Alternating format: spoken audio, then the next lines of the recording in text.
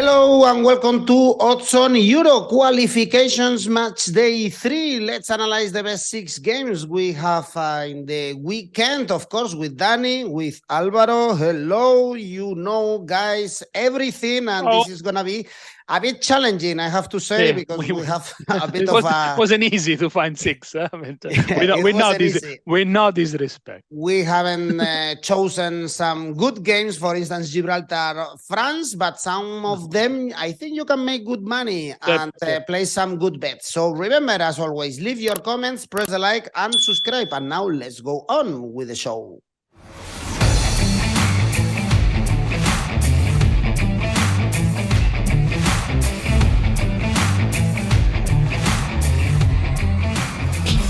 First games are going to be on Friday. We've chosen the best 3 here, and Denmark, Northern Ireland can be interesting, in my opinion.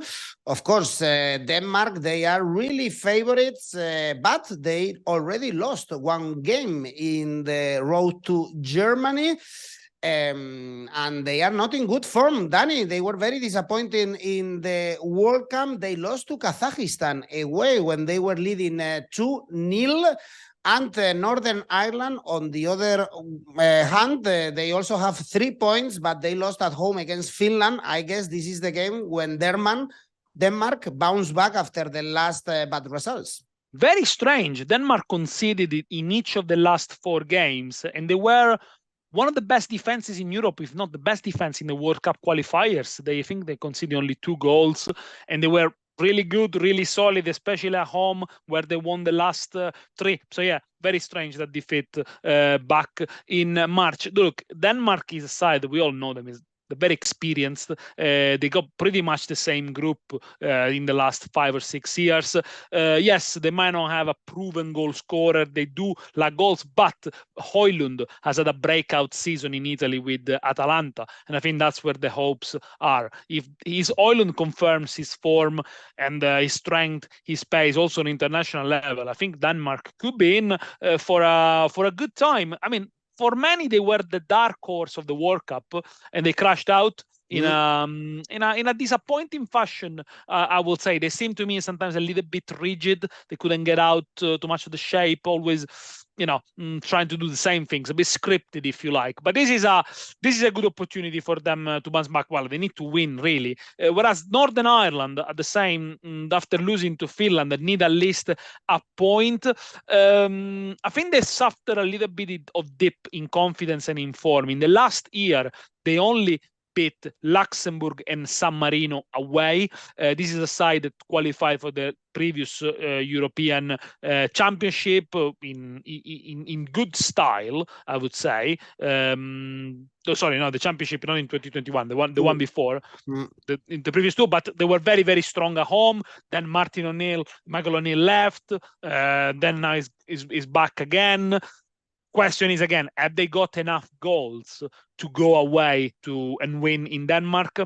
I don't think so. For me, Denmark to win 2-0 here, 190. Well, the second spot in this group, Alvaro, is very open. This is Group H. Right now we have Slovenia with 6 points. So continuing with Dani's plot, do you think they have the quality to qualify second? They have also Finland and Kazakhstan. It's going to be tricky. Yeah, they can. I think that they have to score more goals. That's for sure, because they scored only 2 against San Marino. And, against Finland, they were scoreless. I think that they got a goal disallowed as well. But, they don't have quality up front. So Michael O'Neill is working, is trying to find a way. But it's not going to be easy because, sometimes you work with the materials you've got. And I think that Northern Ireland right now don't have the best possible players, the best possible individualities as well. Whereas Denmark, look, I'm going to take the World Cup as a little bit of a blip. Let's put that in brackets. I think that the World Cup aside, Denmark has been really good lately. For example, they didn't lose a game in the qualifying for Euro 2020, and they only lost 1 game in the qualifying for World Cup 2022, and they lost a game when they were already qualified. So, I think that they they have been good, but Yep. the loss to Kazakhstan in March is pretty concerning. And the fact that they have conceded 4 goals in this qualifying already in 2 games, those are the bad things. They beat Finland, they lost to Kazakhstan, they will have to fight a lot to qualify for the Euros, but I think that they will. And the good thing is that Højlund has scored 5 goals for Denmark in this qualifier already in 2 games. And he got a hat-trick in his first international start. I know that he didn't score a goal in April in Italy, but he finished the Serie A in a decent fashion, scoring 2 goals in the last 3 games. I like this player. He's left-footed, he's got eagerness, and probably the more games he plays, the better shooting positions he will find for himself, because I have the feeling that many times he takes shots from very acute angles, and he will learn for sure. But also Billing and Christensen in Barcelona, for example, have finished the season on a high as well. So I'm going to put it plain and simple. I think that Denmark is better than Northern Ireland. They are playing at home as well. And I'm going to back them. Denmark to score over 1.5 goals. I like this one. It pays 144. I know it's almost like a safe bet, but Denmark has averaged 2 goals or more in every home game but 1 in 2022. They also scored 3 against Finland, so I can expect Denmark scoring. Or Denmark to win the second half, 158. And as soon as the individual markets are there, go for Højlund to score. Because I think that I wouldn't say that this is a given, but he's in such a good run with the Danes that it's worth putting some money there as well. Well, Northern Ireland, they are playing the Nations League against the likes of Cyprus, Luxembourg, or Kosovo. So that's the level for Northern Ireland. And we continue with Ireland, but the Republic of Ireland, in this case, playing in Greece. This is an interesting game, but these teams are a bit unlucky because they are in Group B with France and Netherlands. So it's going to be very difficult for them to qualify for the Euros. I know, Alvaro, you really want Greece to qualify finally for a big tournament. At least they got 3 points. They beat Gibraltar in the previous game with, by the way, Gustavo Poyet as a manager. Yes. Yeah, Gustavo Poyet as a manager, the Uruguayan man who was the coach of Brighton, Sunderland, Betis. Greece hasn't been great lately. They haven't played a big tournament since 2014, and they are not a scoring machine. That's why it was controversial in Greece that they left out Tassos Douvikas, a player who scored 22 goals in the Netherlands this season. He left this guy out.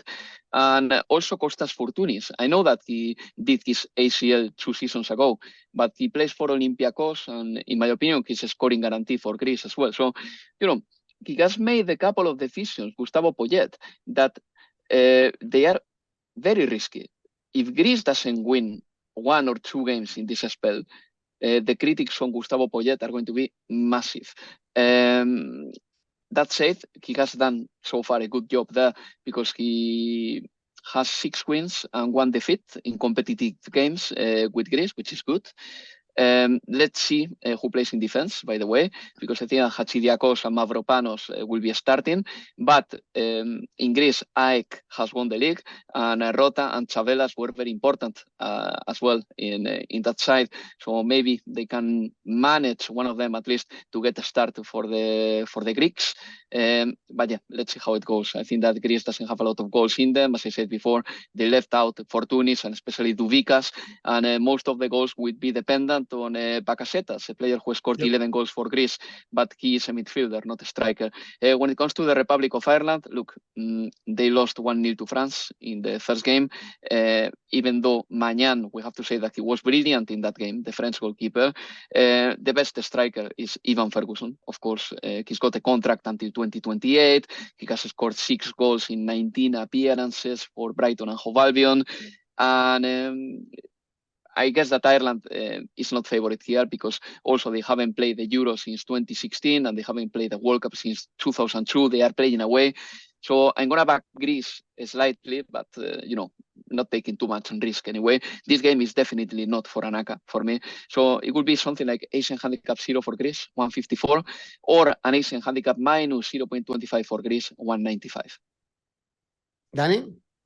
No, I like the analysis, and I think Greece should be considered the favorite. They are not a scoring machine, as Alvaro said. 12 of the last 14 games have been under 2.5 goals. 11 of the last 14 games, both to score no.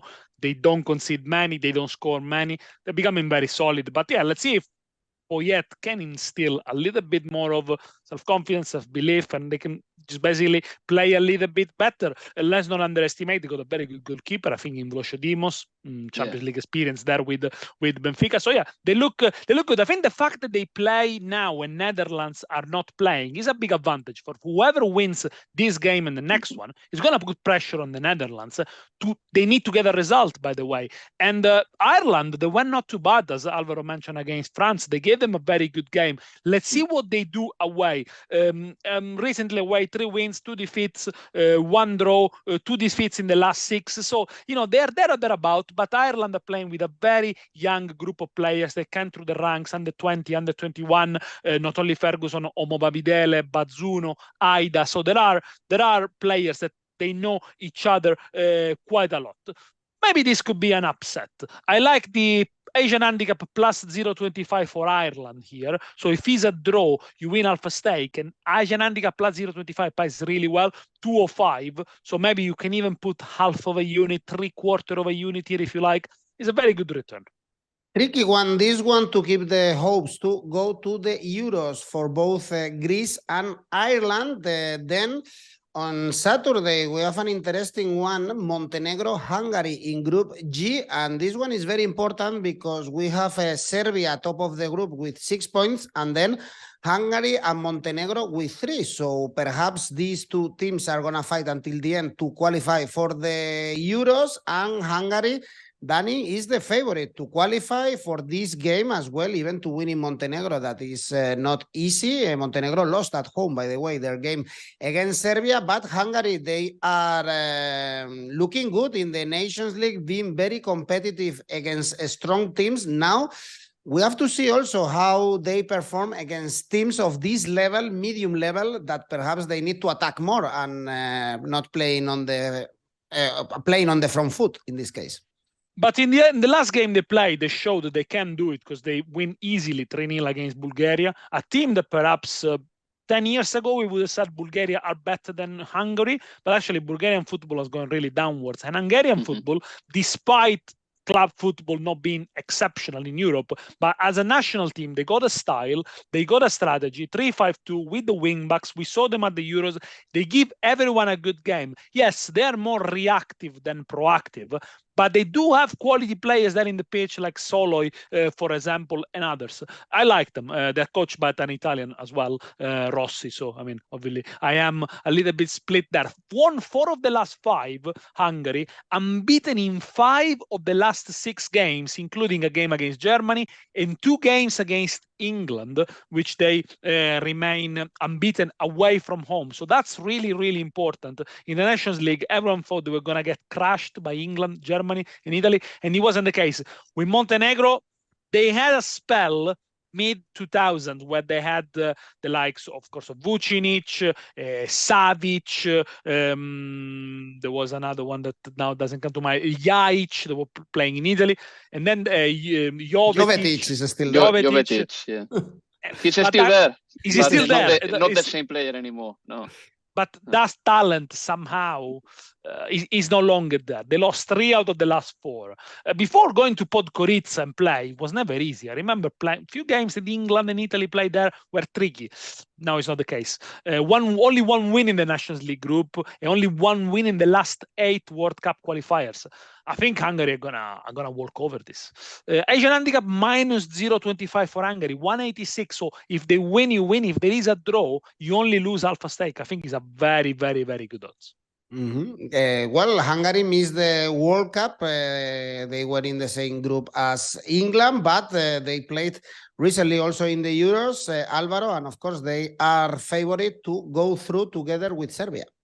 Yeah, and I want to say that the best ever player from Montenegro I've seen is Petja Mijatovic, by far. And from that generation, I don't care what people tell me, he was the best of them, better than Stojkovic, better than Savicevic. To me, at least. Before Ronaldo came in La Liga, Mijatovic was the best player, basically, plain and simple.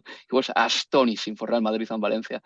But yeah, this Montenegro is a very different team. In fact, Mijatovic was playing for Yugoslavia. Serbia. Yeah, Serbia, and Serbia, Montenegro Serbia, afterwards. Montenegro. Yeah, exactly. Mixed.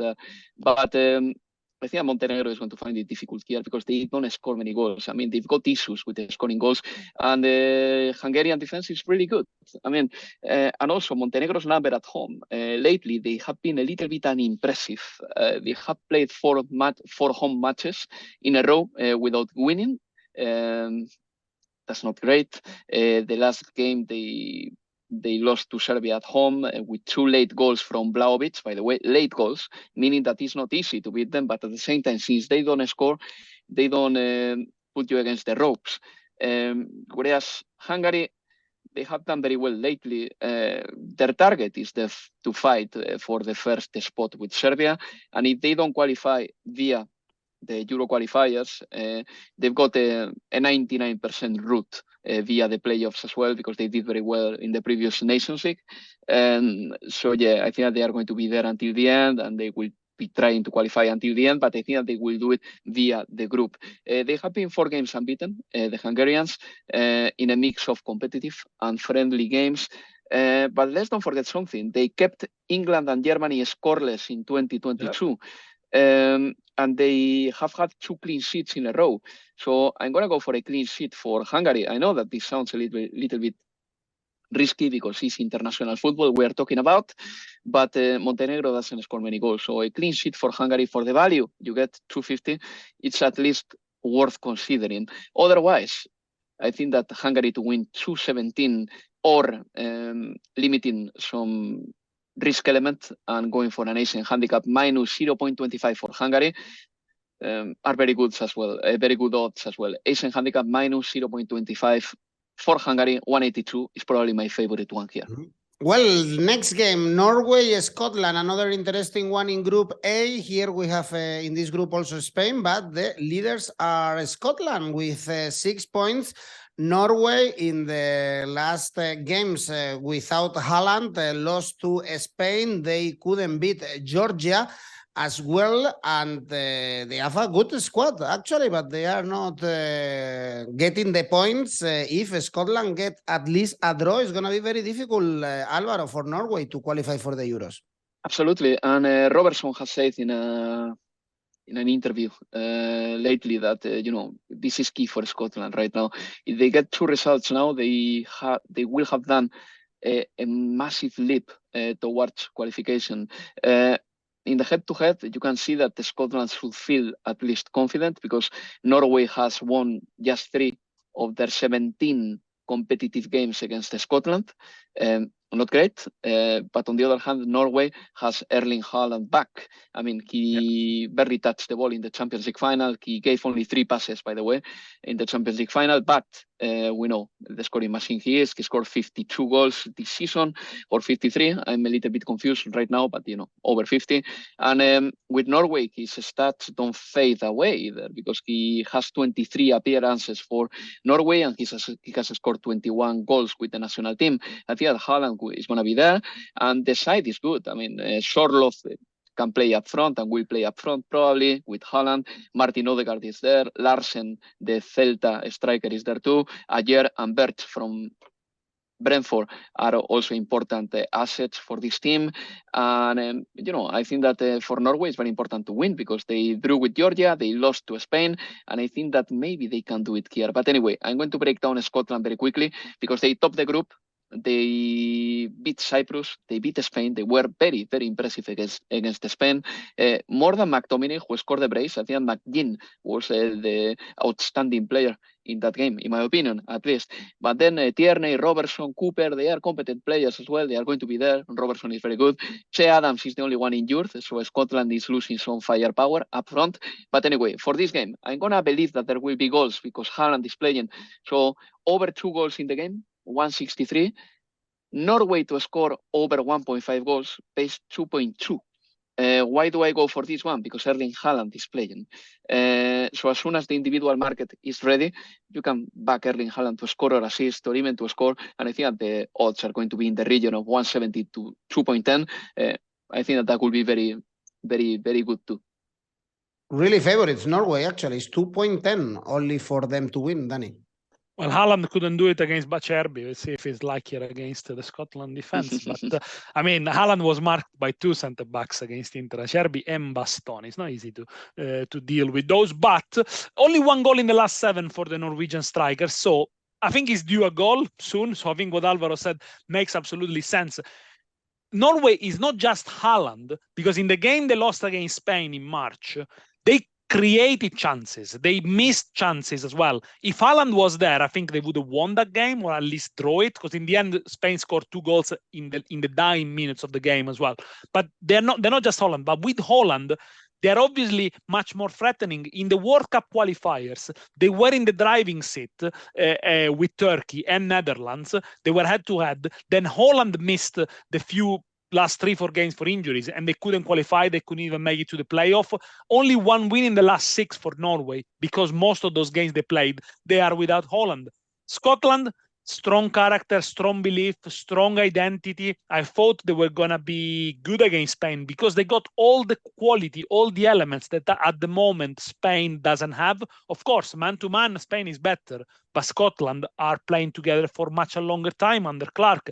Unbeaten in 6 games, Scotland. Let's not forget how good they've been on the road when they qualified for the Euros, those big draws and wins against Austria, against Israel, against Serbia in the playoff. Only lost 1 of the last 7 away games, Scotland.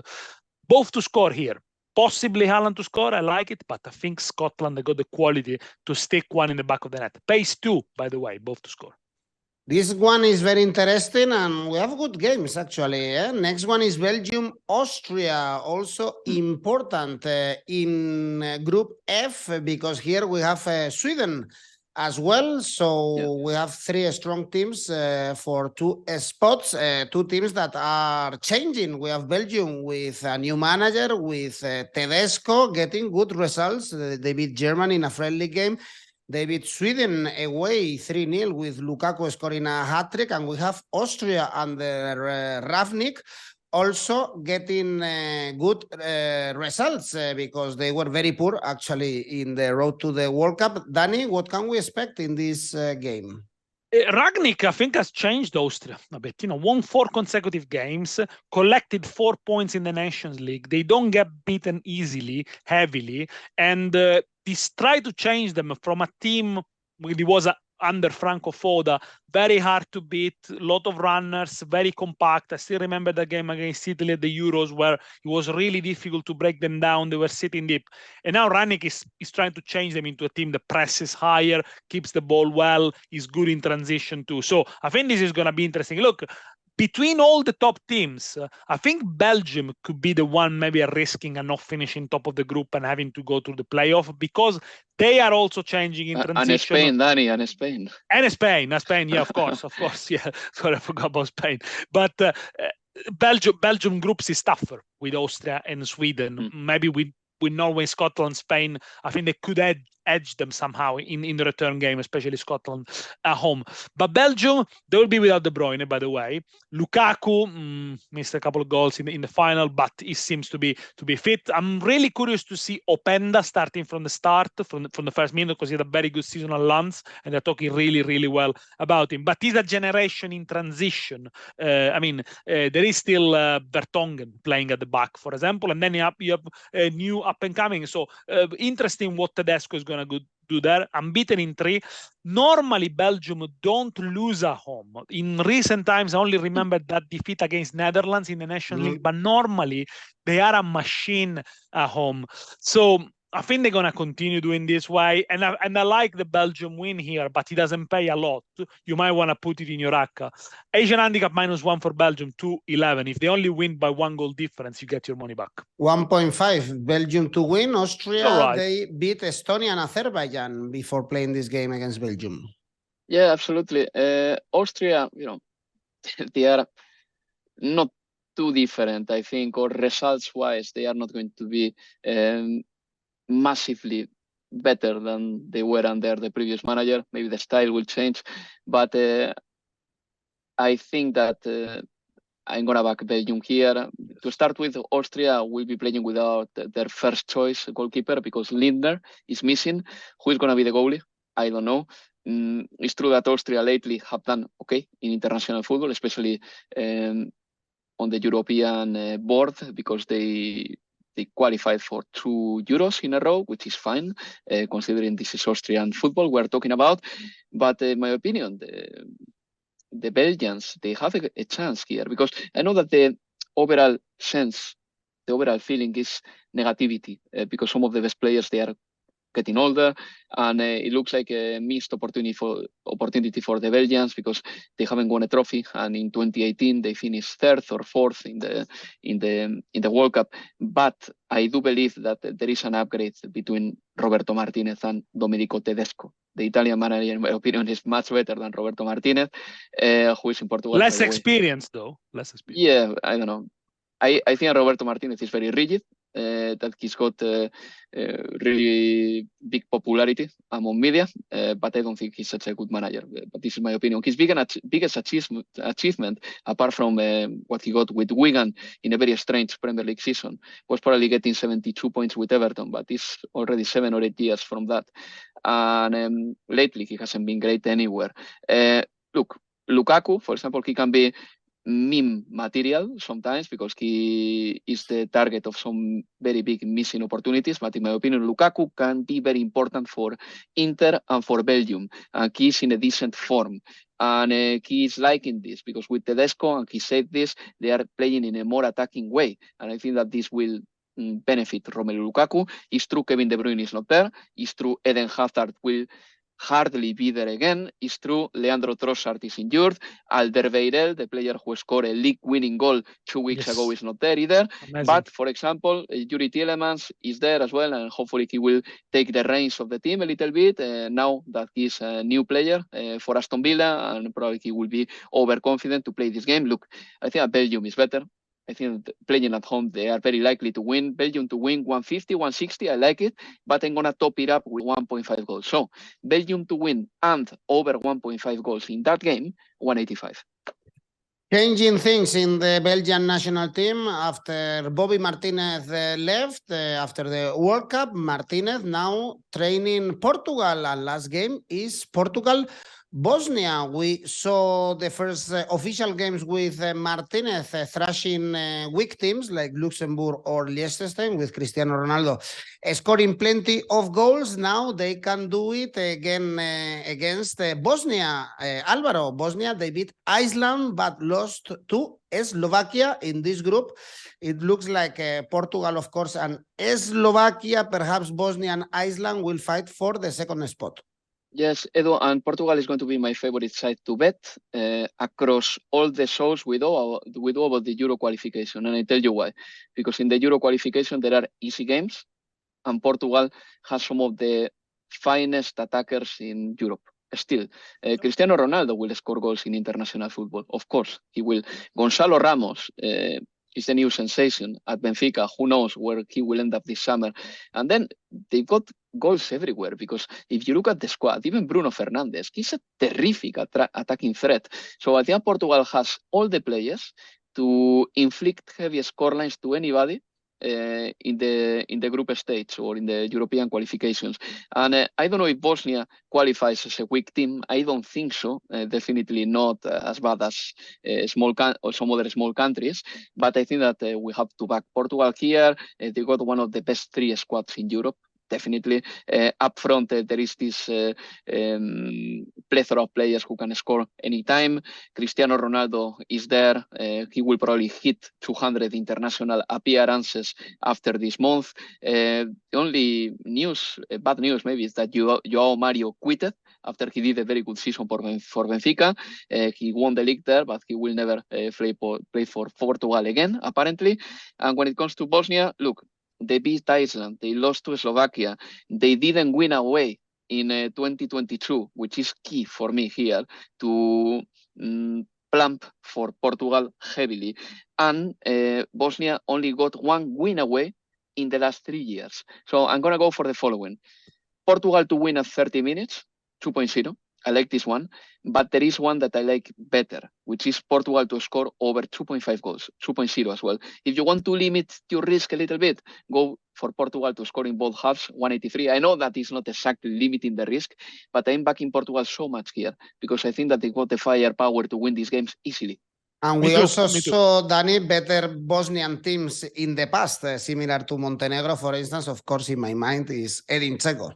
And they're still there alongside Pjanic. Dzeko and Pjanic are still there in the 40. Bosnian team, and they probably play Dzeko 37, Pjanic 36, 35. I mean, there's not been a change of generational change really for Bosnia. A team that when the Nations League started, they were in League A. They were in the same group with Italy. So they were considered one of the 16 best teams in Europe.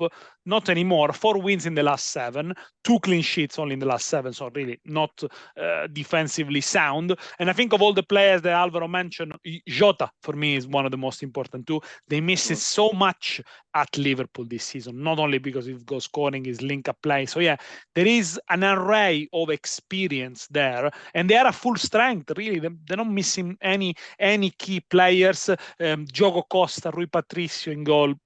You are in really safe hands. I think the bookies expect a thrashing here. The line is over 3 goals, 198. I'm gonna go for that because I think yes, I side with Alvaro. Portugal to score over 2.5 goals. There might be the odd goal as well. Obviously, if there are only 3 goals, you get your money back.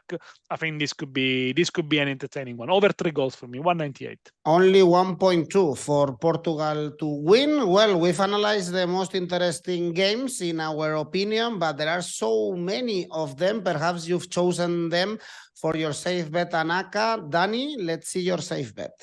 My safe bet is Norway, Scotland over 1.5 goals, pays 141. We said before, Haaland is back in selection. The Scottish side, it's compact, it's good, it's got confidence. I think they're going to be goals in this one. It could finish 2-0 for Norway, I mean, nonetheless. But over 1.5 goals, 141, Norway, Scotland. Alvaro? England to score over 2.5 goals. They are playing against Malta, 140. It looks wow, that's good, huh? Yeah, that's good. Perhaps without Grealish, no, still hungover. But yeah, there are other players that can be more suited to play this game since they are still hungover from Ibiza. And but I think the good thing for this minor games, if you want to bet, you need to look at players chasing individual records. Now, I haven't got the list. Cristiano, maybe there is somebody, I don't know, Rashford is maybe want to score 20. Kane. Yeah, okay. You just have to look for the quirk because those are the games really for them to, or any other national teams where there are records very close. So on Wikipedia, look at the list of the top scorer for the nation and see if you can find a quirk because that could be the key really because the games, some of them are mismatches completely. Indeed. For instance, we have Faroe Island, Czech Republic. I'm checking. Dani, your ACCA? Turkey to beat Latvia. Denmark to win against Northern Ireland. Cyprus, Georgia, over 1.5 goals. Kravashvili hasn't scored in a while. I think they scored 1. Belgium win. Total odds, 4.35. Turkey to win away with these low odds. Be careful, eh? But yeah, they play Latvia. I mean, they've been really good away recently. In the Nations League, they were really good. They have to win in that group with Wales and Croatia. And your ACCA, Alvaro? Well, I'm putting my hopes on Mbappe and Harry Kane, basically. Look, listen, Czech Republic to win, England to score over 2.5 goals, Portugal to win the second half, Gibraltar, France, over 4.5 goals. Altogether, 445. Wow. Perhaps Gibraltar score also many goals. And who knows? Thank you, Alvaro, Dani. Remember, as always, press the like, subscribe, and see you soon. Bye-bye. Ciao.